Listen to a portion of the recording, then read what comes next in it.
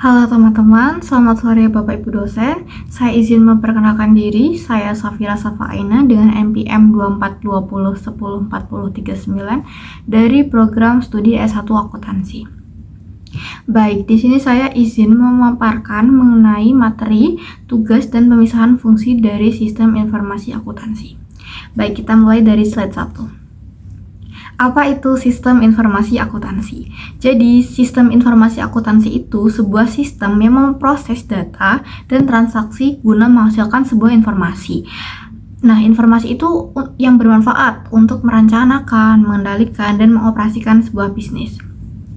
Lalu ada tugas-tugas SIA. Nah, yang pertama itu ada mengumpulkan transaksi dan data lain lalu memasukkannya ke dalam sistem. Yang kedua itu ada memproses data transaksi. Yang ketiga itu menyimpan data untuk keperluan di masa mendatang. Yang keempat, menghasilkan informasi yang diperlukan dengan memproduksi laporan atau memungkinkan para pemakai untuk melihat sendiri data yang tersimpan di komputer.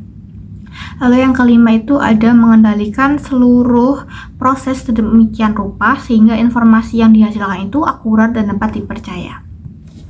Next slide, yaitu SIA termasuk sistem yang relatif tertutup. Mengapa demikian? Karena waktu kita transaksi itu seperti input, lalu masuk ke proses, ada pencatatan, pembukuan, penyesuaian, dan pengendalian. Lalu ada output, yaitu laporan dan dokumen. Nah, dalam sistem informasi akuntansi itu, pengawasan internal itu juga membantu banget nih mendeteksi dan mencegah berbagai pengaruh lingkungan, kayak voting. Nah, voting itu penjumlahan angka dalam sebuah kolom, dan cross voting yaitu pembandingan antara penjumlahan baris. Nah, 3 tugas dari SIA sendiri.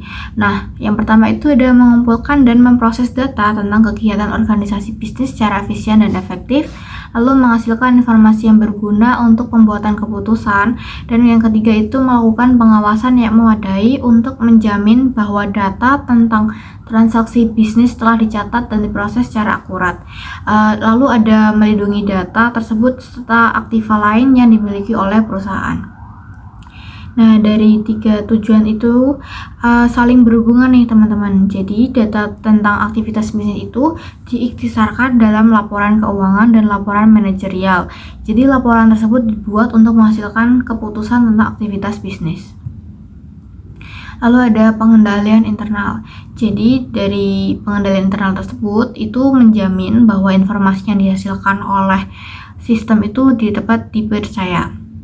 Yang kedua ada menjamin bahwa aktivitas bisnis itu dilaksanakan secara efisien dan sesuai dengan tujuan manajemen serta sejalan peraturan yang telah digariskan. Lalu yang ketiga itu ada melindungi dan menjaga aset organisasi termasuk data lain yang dimiliki oleh perusahaan. Next slide, yaitu sistem informasi akuntansi manajerial. Jadi sistem informasi akuntansi itu mengakui dan merekam transaksi yang terjadi, kayak mencatat, meringkas, serta melaporkan informasi akuntansi kepada para pemakai informasi. Nah, jika proses tersebut dilakukan dengan menggunakan komputer, maka dapat dinamakan sistem yang berbasis komputer. Lalu, jika tidak menggunakan alat bantu komputer, dapat dinamakan sistem manual. Next slide. Siklus pengolahan data. Nah, dari input data tersebut, kita olah datanya nih teman-teman. Lalu ada yang atas sendiri ada penyimpanan data atau diarsip agar data tersebut aman. Lalu kita menghasilkan sebuah output informasi. Oke, kita masuk ke pemasukan data. Nah, yang pertama itu ada klasifikasi dengan memberikan kode kayak nomor rekening sama kode departemen atau lain-lain nih. Contoh aja nih teman-teman, kalau teman-teman belanja online shop menggunakan kartu debit atau kartu kredit, nanti akan dapat pop-up atau notifikasi nih untuk memasukkan kode CVV. Nah, kode CVV tersebut nanti juga akan di-emailkan atau dapat dikirim ke bank. Nah, nanti akan mendapatkan kode passwordnya dari SMS. Lalu, dari data tersebut itu kita bakal masuk ke bagian rekening. Jadi untuk memeriksa lah kalau ini tuh beneran transaksi pembayaran. Nah, Kita masuk yang kedua itu verifikasi untuk menjamin akurasi data, kayak mencegah terjadinya kesalahan pemasukan data lebih efisien dan lebih mudah dibandingkan dengan mendeteksi dan membetulkan kesalahan yang terjadi. Lalu ada pengiriman data atau transmittal dari satu lokasi ke lokasi lainnya. Kayak contoh nih teman-teman ngambil duit nih dari ATM. Nah, kayak gitu. Oke, kita masuk ke database. Nah, istilah-istilah umum yang dalam konsep database yang kita perlu ketahui nih teman-teman. Kayak yang pertama itu pendekatan database atau database approach. Nah, pendekatan ini memandang data sebagai sebuah sumber daya.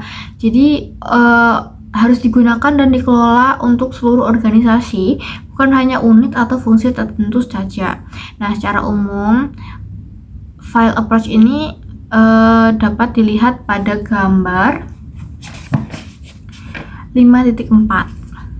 Lalu selanjutnya itu ada sistem manajemen database atau database management system, DBMS. Nah, program ini itu mengolah dan mengendalikan data dan interface antara data dan program aplikasi. Next adalah sistem database atau database system, yaitu gabungan antara database, DBMS, dan program aplikasi yang mengakses database melalui DBMS. 4 adalah database administrator atau DBA.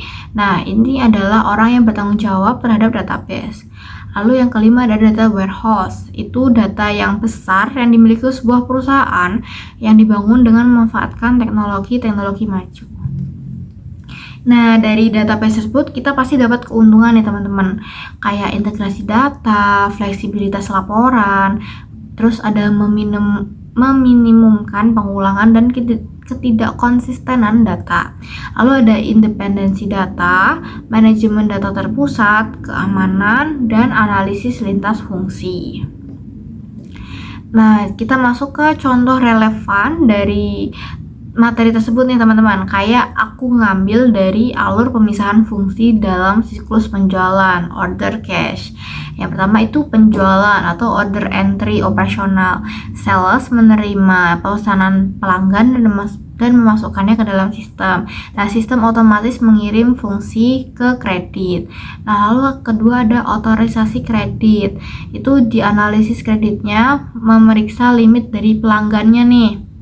Jika aman, transaksi disetujui. Yang ketiga itu ada pengiriman barang atau kustodi. Nah, gudang itu menyiapkan barang berdasarkan DO. Lalu bagian pengiriman menyerahkan barang ke pelanggan. Nah, keempat ada penagihan atau recording. Jadi staf akuntansi membuat faktur penjualan, mencatat piutang. Lalu kelima itu ada penerimaan kas atau kustodi juga, itu kasir menerima pembayaran, menyetorkannya ke bank. Nah, staf accounting itu mencatat penerimaan kas tapi tidak memegang uang fisik.